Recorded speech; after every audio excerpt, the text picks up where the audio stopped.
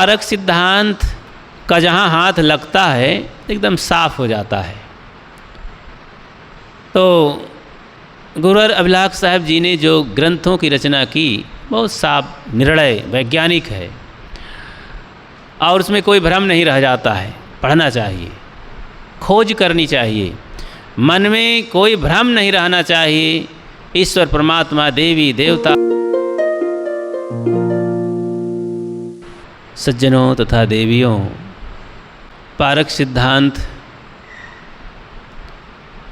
के प्रणेता और आविष्कारक सदगुरु कबीर साहब हम सब पर करुणा विगलित होकर के जो मार्ग दिया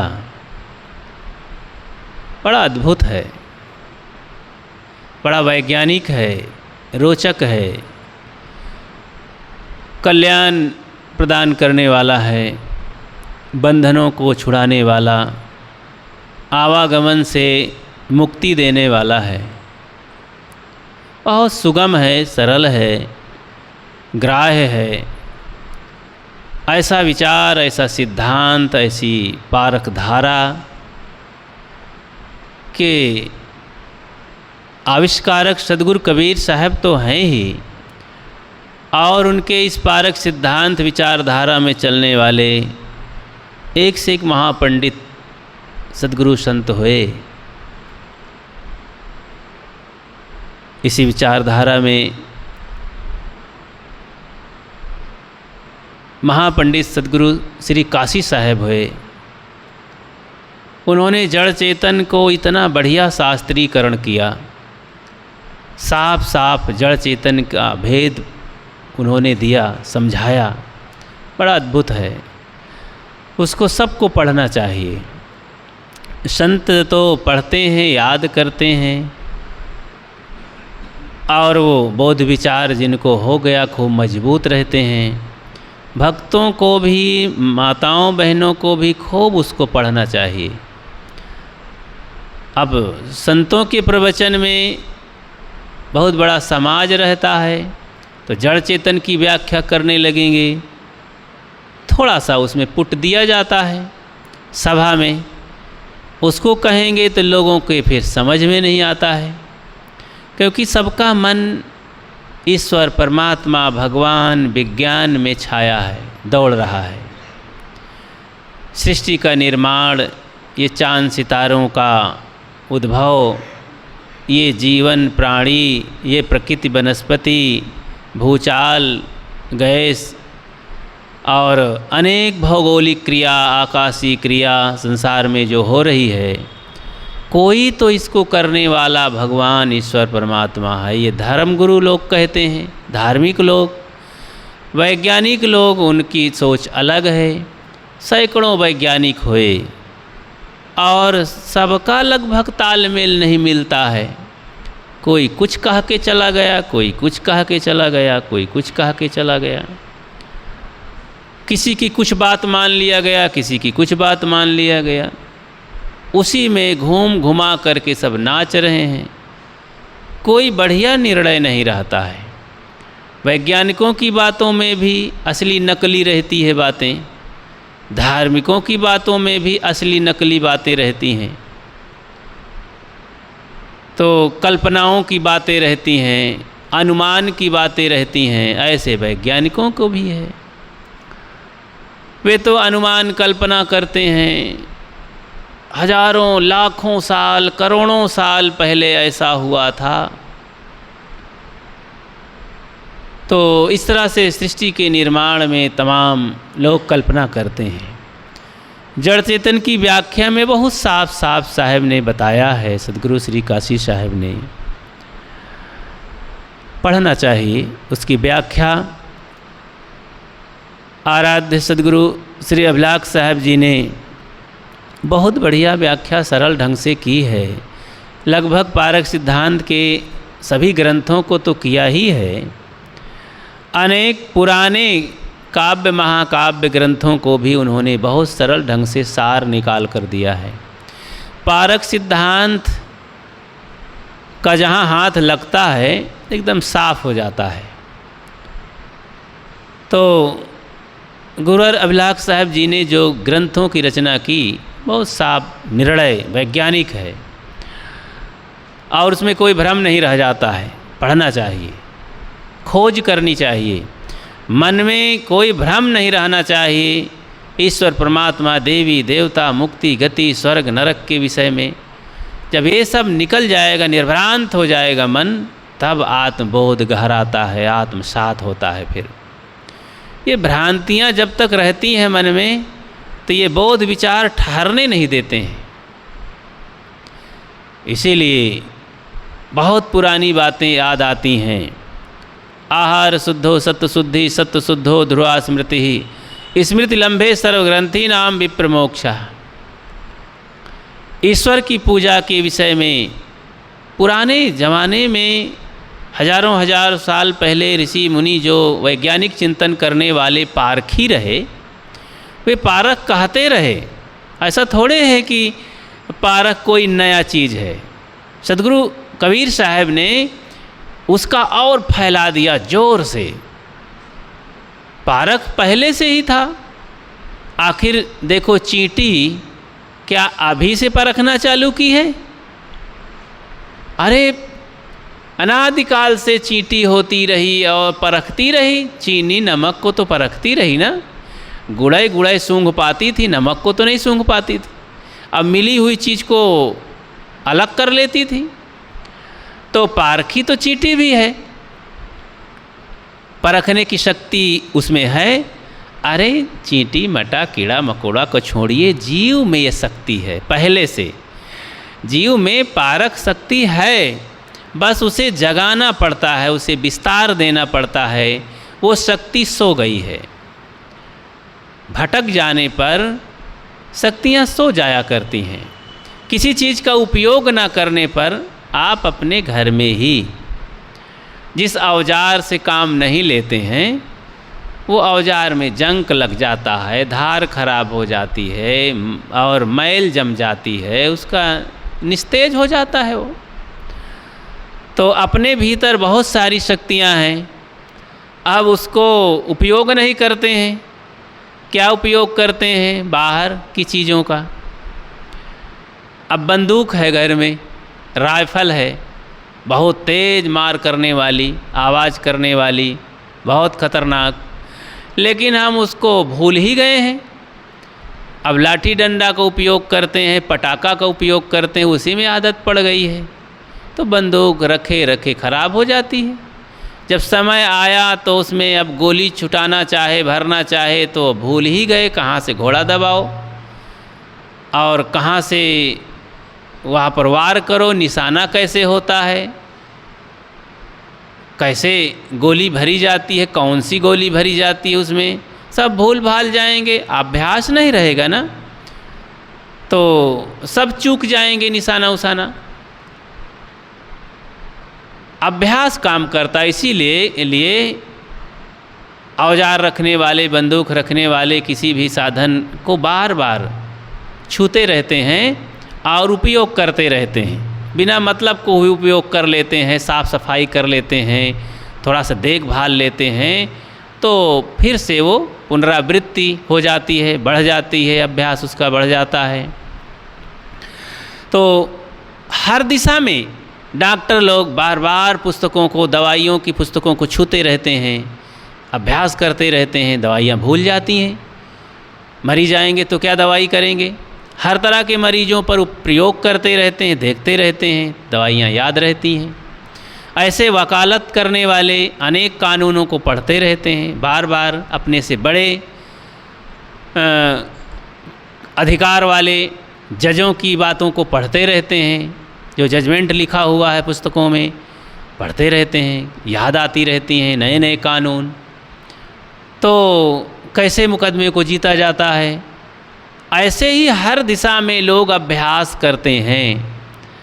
और हम किधर अभ्यास कर लिए हैं? तमाम विषयों की ओर, इंद्रियों की ओर, भूत प्रेत की ओर, अंधविश्वास पाखंड की ओर, मतलब सब विषयाकार और चरम बुद्धि हो गई है। देह की ही सुरक्षा में रात दिन हम सोचते हैं, भगवान को भी याद करते हैं, देवी देवता को याद करते हैं तो केवल देह सुरक्षा देखते हैं। देह में रोग लग गया है, गरीबी आ गई है, कमी लग गई है, परिवार में हानि लाभ हुआ है, तो उसी लिए भगवान की याद करते हैं। कोई अपने गति मुक्ति शांति के लिए थोड़ी याद करता है।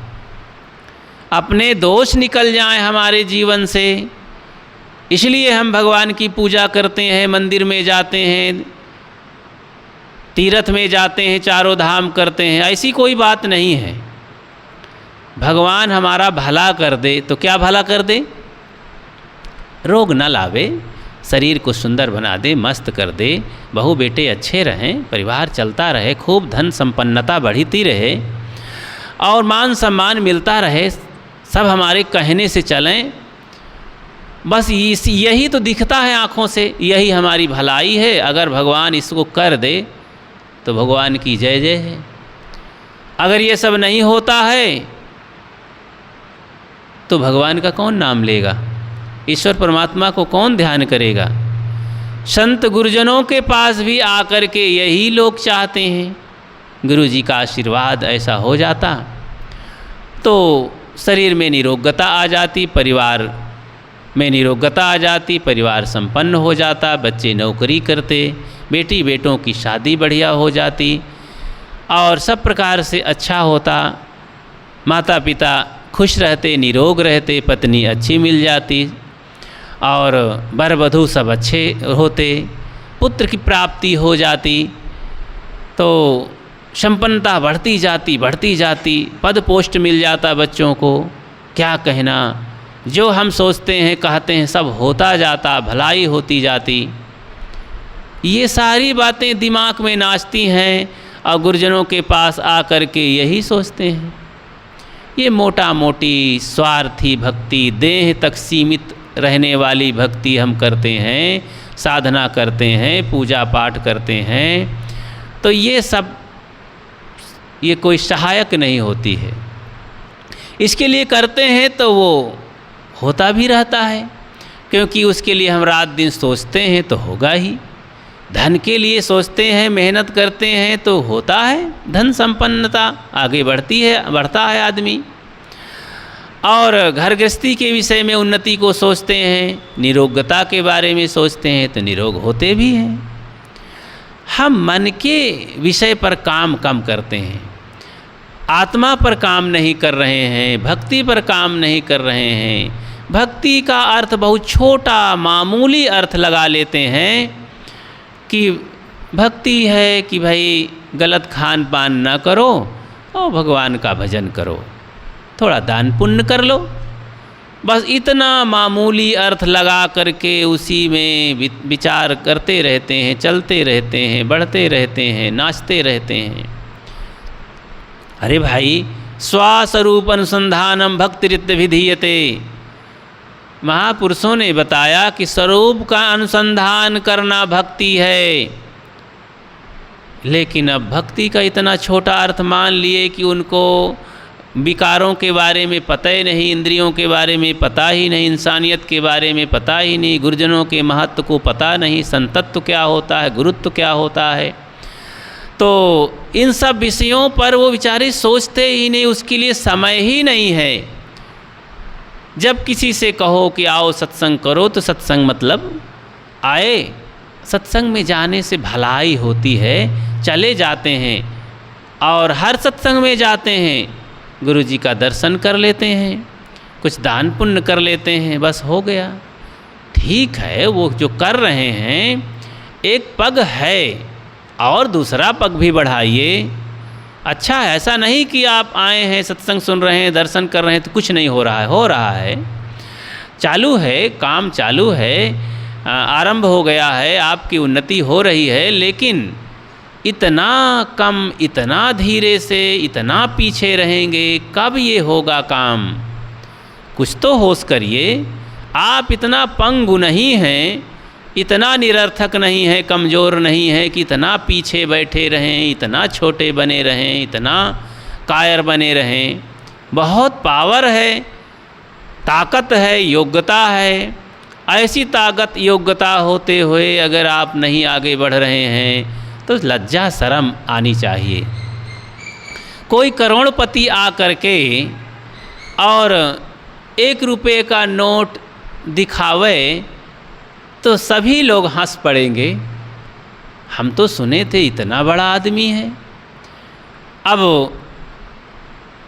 कुंतल भर बोझा उठा लेने वाला पहलवान कोई एक मामूली चीज़ को उठाने के लिए असमर्थ हो रहा है कि नहीं नहीं मैं ये सब नहीं कर पाऊँगा, लोगों से नकार रहा है, तो लोग हंसेंगे, कैसा ये आदमी है, इतना छोटा सा काम, एक थैला इसके लिए 1 किलो का उठाया नहीं जा रहा है, कहता मैं नहीं लेके चल पाऊँगा। तो बड़ी शर्म की बात है, 1 कुंतल लेके चलने वाला पहलवानी दिखाने वाला अब मामूली 1 किलो का बोझा थैला नहीं ले सकता है, तो लज्जा तो आनी चाहिए उसे। ऐसे ही बड़ा बड़ा काम करने वाला आदमी अब छोटी सी बात के लिए मार उलझा पड़ा हुआ है, तो ठीक नहीं है। तो मनुष्य में इतनी बड़ी योग्यता है, ताकत है, कर सकता है वे, लेकिन फिर भी करता ही नहीं है। सारी शक्ति अपनी सुप्त कर लिया है, सुला लिया है। उसे जगाने के लिए सत्संग में जा कर के दिमाग लगाना चाहिए, मन लगाना चाहिए, जोड़ देना चाहिए, मन को जोर लगा करके उसको करने के लिए संकल्पबद्ध हो जाना चाहिए। मैं इस काम को करूँगा, स्वसंवाद रोज़ करें सुबह शाम, मैं इस काम को क्यों नहीं कर सकता हूँ, क्यों नहीं करता हूँ, क्यों पीछे रह गया हूँ, मुझे आगे रहना चाहिए, मुझे और आगे बढ़ना चाहिए, इतने दिन बीत गए, इतना समय नहीं लगता है इस काम में, लोग तो आगे निकल गए, मैं क्यों पीछे हूँ। कारण खोजना, इसका कारण क्या है मेरे मन में, मैं तो कर सकता हूँ, क्यों नहीं कर रहा हूँ। तो अपने से बातें करें, संवाद करें, तो पाएंगे कि नहीं ये गलत है, मुझे आगे बढ़ना चाहिए, मैं इस काम को करूँगा। आपके अंदर संकल्प जागृत हो जाएगा एक कि नहीं मैं कर सकता हूँ इस काम को, और हुंकार भरेंगे और आगे बढ़ेंगे। तो जब ताकत ही हम कमज़ोर कर लेते हैं, कभी कभी ताकत को कमज़ोर करने वाले लोग होते हैं, पास में दूर वाले भी। वहाँ की कथा, महाभारत की कथा याद करिए। महाराज कृष्ण तो चारों तरफ लगे रहते थे पांडवों के आगे पीछे। तो जब सुने कि दुर्योधन का रथ हाँकने वाला तैयार हो गया है कर्ण, तो वो योद्धा भी है, बहुत पारंगत है, तो बड़ा मुश्किल है और तय हो गया है। अगर वो रथ चालक हो गया तो वीर भी है और रथ में कुशल भी है, तो फिर हराना मुश्किल हो जाएगा। तो महाराज कृष्ण अपनी कूटनीति लगाते रहते थे हर समय। तो हाँ, योद्धा युद्ध के समय जाएगा वार करने, तो उनका चालक शायद क्या था, शल्य था, बहुत पारंगत था रथ चलाने में। तो महाराज कृष्ण युक्ति लगाए, शल्य के पास गए। तो उन्होंने कहा ऐसा करो, समझाए युक्ति से, बहुत युक्तियाँ रखते थे वे, माइंड को पहले वास कर लेते थे अपनी तरफ। तो कहते थे कि देखो एक काम करो, और बात याद दिलाए कि ये कर्ण तुम्हारे लिए भी समय से घात किया था, तो ऐसा करो इसका बदला निकालो ना। और इसका बदला ये है कि तुम बार बार एक काम करो कि जब ये बाण चलावें तो कह दिया करो कि आप इतने वीर होते हुए भी ये क्या कर रहे हैं, आप ऐसा नहीं करना चाहिए, आपको ये गलत दिशा में आप वार कर रहे हैं, आप कैसे निशाना चूक जाते हैं। यही आप सीखे हैं, बार बार टोक टाँक किया करें, बार बार हताश कर दीजिए उनको। तो युद्ध स्थल में ऐसा आप करते हैं, ये तो गलत हो जाएगा। तो कई बार टोकने से कर्ण हर बार ढीला होता जाता, अंत में कहा मोड़ो रथ ले चलो, मैं युद्ध नहीं करूँगा। और चला गया रथ मोड़ करके। महाराज कृष्ण की बात सफल हो गई। अगर वो अपने उत्साहित होकर के उत्साह के साथ युद्ध करता तो पांडवों के पक्ष में कोई भी उसको हराने वाला नहीं था। कर्ण बहुत सूरवीर योद्धा, बहुत सच्चा ईमानदार, लेकिन कूटनीति से समय समय से उनको तेजहीन किया जाता था। तो बार बार के टोकने से कर्ण हताश हो गए और रथ वापस लेके चले गए। कितना भी बढ़िया साधक हो, होशियार हो, बुद्धिमान हो, सदाचारी हो, जब बार बार आदमी कोई पीछे पड़ जाता है उसको टोंक टाँक करने में, कई लोग मिलकर के सही बात को गलत ठहराने लगते हैं, तो मन कभी कभी हताश होकर सोचने लगता है क्या सही में मैं गलत हूँ, तो कमज़ोर हो जाता है। तो इस पर भी ध्यान देना चाहिए। कोई भी कितना कहे, अपनी परीक्षा करना चाहिए और अपने को देखना चाहिए कि मैं सही हूँ, सही मार्ग में हूँ। तो कोई कितना भी कहे नहीं मुझे चलना है, अपने पर भरोसा रखना चाहिए। गलत राह दिखाने वाले, गलत राह में चलने वाले सैकड़ों यहाँ भरे हुए हैं, बहुत हैं। सही राह दिखाने वाले और सही सलाह देने वाले बहुत कम हैं लोग। वैसे तो दुनिया के लोग सलाह देने में पारंगत हैं, कर नहीं पाते हैं पर सलाह बहुत देते हैं। लेकिन सलाह भी सही भी होना चाहिए, कोई बात नहीं। सही सलाह कोई कायर कुचर भी दे तो कोई बात नहीं, मान लेना चाहिए, क्योंकि हमें सही की ज़रूरत है। तो सत्संग में आकर के लोग स्वार्थ वृत्ति को लेकर के जब सत्संग सुनते हैं, संतों के पास जाते हैं, तो कल्याण नहीं हो सकता। मैं कह रहा था कि सद्गुरु कबीर विचारधारा में जो पारक सिद्धांत का जड़ चेतन निर्णय है, बड़ा वैज्ञानिक है, बड़ा आत्मबोधक है और जीव को जड़ के जकड़े से, जकड़बंदी से छुड़ा करके स्वतंत्र करने वाला है, आज़ाद करने वाला है, बंधनों से मुक्त करने वाला है। इसीलिए जड़ चेतन की व्याख्या सबको समझनी चाहिए, पढ़नी चाहिए। तो उसमें तर्क आते हैं, संवाद होता है और इसकी विशद व्याख्या विस्तार से सद्गुरु विशाल देव के ग्रंथों में, भावयान में है, उसको पढ़ना चाहिए। सरल ढंग से संक्षिप्त में सद्गुरु अभिलाष साहब जी ने उसकी व्याख्या कर दी है मोक्ष शास्त्र में। तो विस्तार से वहाँ भावात्मक रूप से बातें बता दी गई हैं। भावयान में विस्तार से कहानियों के सहित, कवित्व के सहित सब बातें बताई गई हैं। तो इस तरह से ग्रंथों के माध्यम से, सत्संग के माध्यम से जड़ चेतन की इतना बढ़िया निर्णय होना चाहिए कि दिल दिमाग से सब भ्रम निकल जाए। विज्ञान क्या कहता है, ये धार्मिक लोग क्या कहते हैं, ये अंधविश्वासी लोग क्या कहते हैं, दिमाग से निकल जाना चाहिए। तो ठीक है, वैज्ञानिक लोग आधुनिक ढंग से बहुत प्रयोग करके, तर्क से सिद्ध करके बातें सिद्ध करते हैं, लेकिन कोई ज़रूरी नहीं कि उनकी बातें सब सही ही हो जाएं। गलत बात भी मानते रहते हैं। आत्मा के विषय पर वे संसी से, औजारों से पकड़ करके सिद्ध करना चाहते हैं। भौतिक यंत्रों से तो कभी भी भौतिक यंत्रों से आत्मा का बोध नहीं हो सकता है, आत्मा की जानकारी नहीं हो सकती है। और वो अनादिकाल के विषय को केवल लाख साल, करोड़ साल तक सीमित रहते हैं। पारक सिद्धांत के जो ज्ञानी पंडित महापुरुष हैं, एक शब्द में सीधा कह देते हैं, भैया ये जगत अनादि है और जड़ चेतन अनादि से चल रहे हैं। अब ये पानी बीच में पैदा हो गया है, आगी बीच में पैदा हो गई, अमुक साल से 1 लाख साल से पानी आया, इसके बाद मिट्टी आई, इसके बाद फिर सूरज आया, ये सब कथन। इसके बाद जीव पैदा हुए, कहाँ से पैदा हुए भाई?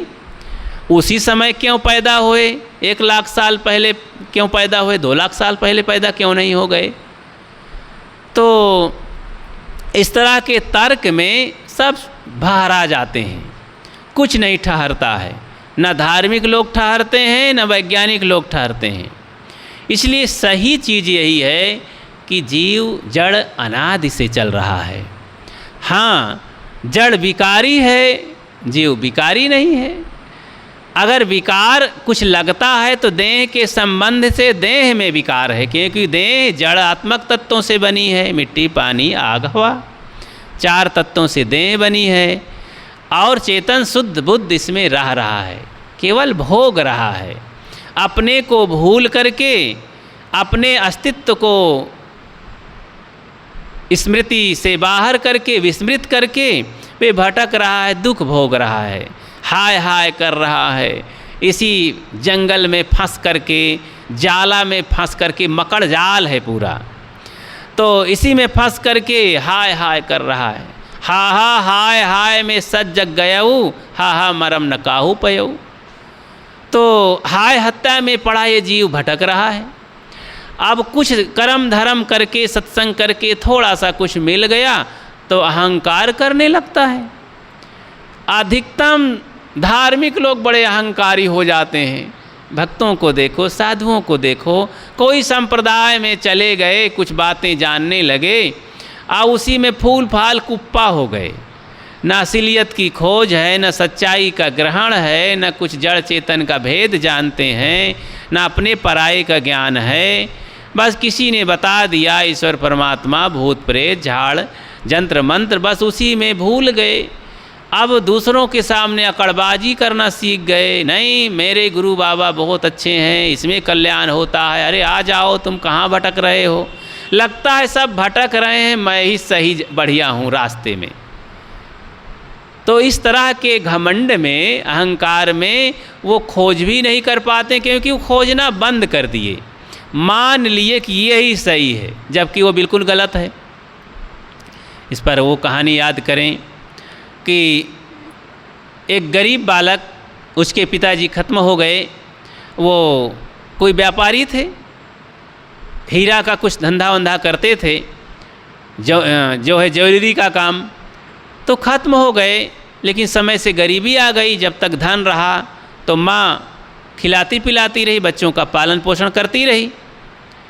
तो कुछ दिन के बाद कमाई हुई नहीं, पूंजी सब जब नष्ट हो गई, खर्च हो गई, तो अंतिम में माँ ने कहा कि बेटा अब तो कुछ नहीं रह गया, तुम्हारे पिता का दिया हुआ एक हीरा, एक सामान रखा है घर में, उसी को जाओ भुना लाओ। अब वो सीधी साधी औरत थी, देहाती, अनपढ़, तो रख लिया था, अपने पति से लेकर के चुरा करके रखा था, हीरा समझ करके। वो था एकदम कांच, नकली। तो रखा था बहुत दिन सो, पेटी में, अटैची में, तिजोरी में रखी थी, निकाल करके दिया। अब वो बच्चा तो बच्चा, उसने कहा कि जाओ, पिताजी के एक मित्र रहे और पिताजी उनको सिखाए भी हैं व्यापार हीरा का, तो उनके पास जाओ, इसको बेच लाओ, जो भी कुछ मिले खाने को तो हो जाएगा। बच्चा लेकर के गया, चचा जी ये सामान ले लीजिए और हमको कुछ खर्चा दे दीजिए, माँ बहुत दिक्कत में है। इस हालत को देख करके वो जौहरी याद किया कि आज मेरे मित्र नहीं रहे और मुझे ही वो सिखाए हैं, उनके ही सिखाए से आज मैं बड़ा आदमी हो गया हूँ, धनी हो गया हूँ। अब ये बच्चा गरीब हो गया है तो मेरा कर्तव्य बनता है कुछ मदद करने का। तो आज मेरे मित्र नहीं रहे तो उनके बच्चे तो हैं, तो मैं मित्रता का जो उपकार है भुगतान नहीं कर सकता, तो उनके बच्चों में तो कर दूं। तो मनन करके कहा बेटा ये चीज़ देखा तो वो नकली था। अब कह देते कि अरे बेटा ये क्या लेकर के आया है, नकली चीज़ मुझे धोखा देने, तो बच्चा घर में जाता बताता और औरत रोने के अलावा कुछ ना करती कि इस गरीबी में कोई सहारा नहीं देता है, जिसको मेरे पति ने सिखाया है, धनी बनाया है, वो आज वो भी धोखा देता है, बड़े स्वार्थी हैं लोग। इस तरह वो रोने के अलावा कुछ ना करती। तो मन को मार करके और युक्ति से काम लिया जौहरी, कहा बेटा देखो इसको रख लो, और इसको आज मत बेचो, इसका भाव नहीं आया है अभी। तो ऐसा है, तुम्हारे पिता का मेरे ऊपर उपकार है, तो मेरे यहाँ तुम आओ, नौकरी कर लो और सेवा करो, मैं तुम्हें सिखा देता हूँ। और तुम्हें जब सिखा दूँगा तुम भी ये धंधा करना, मेरा बदला पूरा हो जाएगा, उपकार उतर जाएगा, पूरा हो जाएगा। तो जाओ, इसको रख करके घर में आओ, और जब भाव आएगा तो मैं बताऊँगा। बहुत बच्चा खुश हो गया, माँ से बताया, माँ भी एकदम खुश हो गई कि वाह, है कोई संसार में मदद करने वाला। तो जौहरी कुछ पैसे दिए कि ले, एडवांस ले लो, जाओ खाओ पियो चलाओ, और रोज़ आया करो। तो रोज़ बच्चा जाने लगा तो रोज़ हीरा कहा कि वो वहाँ से निकाल लाओ, वहाँ से सोना निकाल लाओ। अलमारी में रखता, धरता, निकालता, देखता, तौलता, नापता, काटता, छांटता। ऐसा करते करते साल भर बीत गए। तो सोना के बारे में कौन असली नकली है, चांदी के बारे में कौन असली नकली है, हीरा, नीलम, पोखराज, पन्ना सब जान लिया।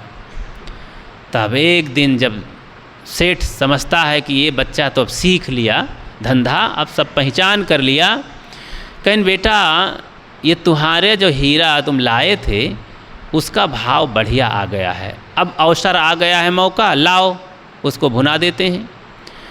तो गया और जैसे अपने तिजोरी से बाक्स से निकाला, तो जैसे हाथ में लेकर नज़र पड़ी तो कहा अरे एकदम बहुचक्का रह गया कि ये तो एकदम कांच है, शुद्ध कांच है, इसमें हीरे का कुछ भी तत्व नहीं है। सोचा कि आखिर जौहरी साहब को मैं दिखाया था चाचा जी को, वो बताए क्यों नहीं? क्या वे नहीं जानते हैं असली नकली हीरा? वो तो मालिक हैं, मुझे सिखाए हैं। मैं जान गया हूँ साल भर में कि ये एकदम शुद्ध नकली है, हीरा नहीं है, कांच है। लेकिन मुझे तिजोरी में रखने के लिए वापस क्यों कह दिए? तो गए, कहा कि चचा जी आप जिसको हीरा कहकर मुझे रखने के लिए कह दें, आप तो देखे हैं अपने हाथों में लेकर के, तो फिर वापस मुझे रखने के लिए क्यों कह दिए हैं? और वो तो कांच है। कहें बेटा यही बात मैं पहले कह देता कि ये कांच है, तो तुम और तुम्हारी माँ मुझे धोखेबाज कहते और बहुत दुखी हो जाते। मैं जान गया था एकदम शुद्ध कांच है, एक पैसे का नहीं है। लेकिन ये बात अब तुम्हारे मुख से मैं सुन रहा हूँ, प्रमाणित तुम खुद कर रहे हो कि ये नकली है। तो जाओ अपने माँ से बताओ, तुम समझो, तुम्हारा जीवन तो चल गया सुचारू रूप से, सीख भी लिए हो, धंधा भी करके कुछ प्राप्त कर लिए हो। तो मुझे बड़ी खुशी है कि मैंने तुम्हें कुछ सिखा पाया, तुम्हारे पिता का उपकार जो मेरे ऊपर था उसका बदला भी पूरा हो गया, मैं अदा कर दिया, तो मुझे बड़ी खुशी है।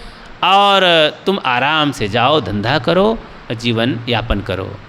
बच्चा उस कांच को वहीं पटक दिया, चूर चूर हो गया, और चचा जी का प्रणाम किया और गया अपने घर में, धंधा किया, जीवन जीने लगा।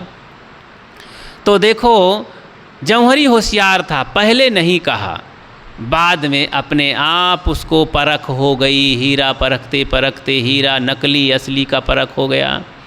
तो ऐसे संत गुरुजन, पारखी संत थोड़ी सी झलक देते हैं, तुम्हारे देवी देवता भूत प्रेत जादू मंत्र ये सब नकली हैं, ये असली नहीं है। जिसके भरोसे तुम बैठे हो वो सब नकली हैं।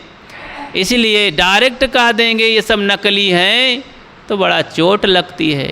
तो धीरे धीरे जब आप स्वयं पारख के बल से जान जाएंगे, पढ़ेंगे, सत्संग करेंगे, धीरे धीरे धीरे धीरे बोध हो जाएगा, तो आप खुद कहने लगेंगे महाराज ये आज तक जो कुछ हम मानते रहे, भूत प्रेत देवी देवता ईश्वर परमात्मा चारों धाम मंदिर मस्जिद कर्म कांड करते रहे, ये सब निरर्थक समय बर्बादी का रास्ता था, वहाँ पर कुछ नहीं था। तो आप स्वयं इसको मान लेंगे। और पहले अगर मैं कह देता तो बड़ा क्रोध होता, बड़े दुखी हो जाते, आपको ठेस लगती कि मेरे भगवान का खंडन कर रहे हैं, भगवान को मेरे भला बुरा कह रहे हैं, एकदम बौखला जाते। तो संसार बड़ा विचित्र है, इतना मान लेते हैं, हट कर लेते हैं कि नहीं यही सही है। अब आजकल तो यही चल रहा है कि मेरी भावनाओं में ठोस लगी है, और ये भावना का विषय है, श्रद्धा का विषय है, किसी के आस्था में ठेस नहीं लगना चाहिए, ठेस की बात नहीं कहना चाहिए। इसी की रक्षा में सब पगलाए हुए हैं, पूरा देश। किसी के श्रद्धा में ठेस न लगाओ तो पड़े रहो कूड़े कचड़े में। अरे भाई, जब गलत रास्ता है उसमें अगर धक्का नहीं लगेगा, बात नहीं लगेगी, चोट नहीं लगी, कैसे? अब कोई गोल गोल लोहा है, ठोस लुढ़क रहा है जैसे तैसे, कहीं नाली में लुढ़क जाता है, कहीं भीटा की तरफ लुढ़कता है, और कहीं मलमूत्र में लुढ़क जाता है, उसका क्या ठिकाना? अरे कोई आकार हो तो वो ना लुढ़के, कोई निश्चित और ठोस दिशा की ओर बढ़े। जब उसमें संत गुरुजनों के द्वारा घन और हथौड़े की चोट पड़ी तभी तो आकार परिवर्तन होगा। एक लोहा ले लो, गोल गोल है, ढनगेगा, अब किसी काम का नहीं। पानी में डालो तो डूब जाएगा, उतर आएगा थोड़े और डूब जाएगा, तो किसी काम का नहीं, कीचड़ में पड़ा रहेगा। अब उसी को अगर परिवर्तित करना है, मार्गांतरीकरण करना है, बदलाव देना है, तो कुछ रूप देना है, तो क्या करना पड़ेगा? अब लोहा के गोला को अब जाकर आग की भट्ठी में डालना पड़ेगा। अब गरम गरम भट्ठी में लाल हो जाएगा लोहा, पिघल जाएगा। इतना ही थोड़े, अब वो लोहार कारीगर उसको संसी से पकड़ेगा, हाथ से नहीं, और दूर से संसी से पकड़ करके और निहाई पर रखेगा। 50 कुंटल की निहाई पर रखेगा और 4-4 किलो के घन को ऊपर से धड़ाधड़ मारेगा, और मारेगा, उसकी हालत ख़राब कर देगा उस लोहे की। अब गोल से वो चपटा हो गया, चिपट गया, और एक चद्दर बना दिया। अब एक हथौड़ी उठाया और मार मार करके मध्यम श्रेणी की हथौड़ी से एक कटोरा तसला बना दिया, और एक छोटी हथौड़ी उठाया तो उसके बाट को बढ़िया मोड़ करके ढांचा बना दिया, एक बढ़िया सुंदर सा कटोरा। लोहा एक रत्ती भी कम नहीं हुआ, उतने है, लेकिन आकार बदल गया। अब आकार बदल गया तो जब पानी में रखा तो तैरने लगा। तब कारीगर भी खुश हुआ और देखने वाला कहते, अरे चमत्कार हो गया, अभी यही डूब जाता था, अब तैरने क्यों लगा भाई? अरे कहीं समझो तुम क्यों तैरने लगा? तो क्या ये और भी कुछ लेके तैर सकता? कहीं हाँ हाँ कुछ रख के देखो। अब एमा 100 चींटी धई दो तो लइके तैर जाई। हाँ, 500 चींटी बैठ जाए तो तैर जाई लइकी, इतनी ताकत इसमें है। अरे किलो 2 किलो कुछ और औजार रख दो, लेके तैर जाएगा। तो स्वयं तो तैरता ही है, अब कई जीवों को लेकर वो तैर सकता है। देखो, वही लोहा डूब जाता था, लेकिन घन की मार से और आगे की चपेट से जल भुन करके, पिघल करके इतना चोट सहा और रूप बदल गया उसका। उस गोल लोहे से वो एक तसलाकार, नाव का आकार बन करके तैरने लगा पानी में। ऐसे ही संसार सागर में ये सब गोल मटोल हो करके लोग मनमानी सब यहाँ डूब रहे हैं, भव सागर में डूब रहे हैं, बहुत दुख भोग रहे हैं, और डूब डूब करके वही कीचड़ में जाते हैं, सन जाते हैं कीचड़ में, और अपना और यहाँ अपने साथियों का सब दुर्गति करते हैं। कीचड़ में कीड़े बन करके रहते हैं, कोई कमल बन के थोड़े रहता है। ये संसार एक कीचड़ है, यहाँ कमल बन के रहने के लिए ऊपर उठना पड़ता है, ऊपर तैरना पड़ता है। नीचे डूब करके तो कीड़े मकोड़े बन जाएंगे, सड़ जाएंगे कीचड़ में।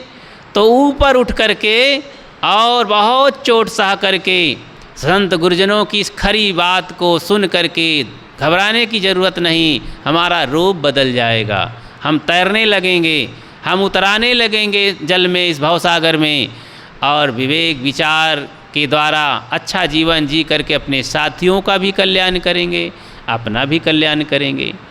तो इस तरह से जब पारक ज्ञान हो जाता है तो स्वयं हम समझने लगते हैं और झाड़ देते हैं सब ये गर्दा गुब्बार को। घोड़ा होता है ना तो धूल में लौटता भी है, और जब खड़ा हो जाता है तो ऐसा झाड़ता है शरीर को हिला करके, एक एक कण उसके धूल निकल जाती है, पूरे शरीर को कपा देता है, झाड़ देता है। तो धुनिया होता है रुई धुनने वाला, और अपने औजार से वो और धुक धुक करके बाण चला करके ऐसा झाड़ देता है रुई को कि कचड़ा कचड़ा रेसा रेसा सब कचड़ा झाड़ करके रेसा रेसा अलग करके एकदम फोहा बना देता है। और आप फिर उसमें गिर जाएंगे तो क्या होगा? गिरेंगे तो फूट फाट जाएगा क्या? कुछ नहीं होगा। इसीलिए तो है 1 किलो का पत्थर ऊपर से गिराओ और सिर में लगे तो क्या होगा? फूट जाएगा। और 4 किलो रुई ऊपर से फेंक दो तो कई गुना रुई फेंक दो तो कुछ नहीं होने वाला। ऐसे ही जब वही अज्ञानपूर्ण कथन होता है, भ्रमपूर्ण कथन होता है, तो आदमी चूर चूर हो जाता है, नरक में चला जाता है। वही जब विवेकपूर्ण संत गुरुजनों की मार होती है तो बहुत बड़ी मार होती है, परिवर्तन आता है तो जीवन ही बदल जाता है, चोट नहीं लगती। लोग उसी को उपकार मानते हैं कि धन्य है गुरुदेव, आपने हमारे जीवन को ही बदल दिया। और इसी का उपकार तो याद किया जाता है। हजारों साल बीत गए लेकिन संत गुरुजनों के उस उपकार का बदला चुकाया नहीं जा सकता है, चुकाया नहीं जा सकता है। इतना अद्भुत परिवर्तन जीवन में हुआ तो ख्याल करके मन मस्त हो जाता है, गला भर जाता है, भाव विभोर हो जाता है। गुरुजनों के उस उपकार का बदला नहीं चुकाया जा सकता। बंधुओं, इसीलिए तो संसार में जितने भी उपकारी लोग हैं सबके उपकार बहुत छोटे पड़ जाते हैं। भाई बंधु, माता पिता, गुरु शिष्य, बाहर तमाम डॉक्टर मास्टर, सहयोगी और वृद्ध लोगों का जो भी उपकार है, जीवन में सहयोग है, सब बहुत छोटे पड़ जाते हैं। सबका उपकार है, लेकिन गुरु के ज्ञान विचार का उपकार जो हमारे जीवन में परिवर्तन लाया, बदलाव लाया, उसके समान और कुछ नहीं है।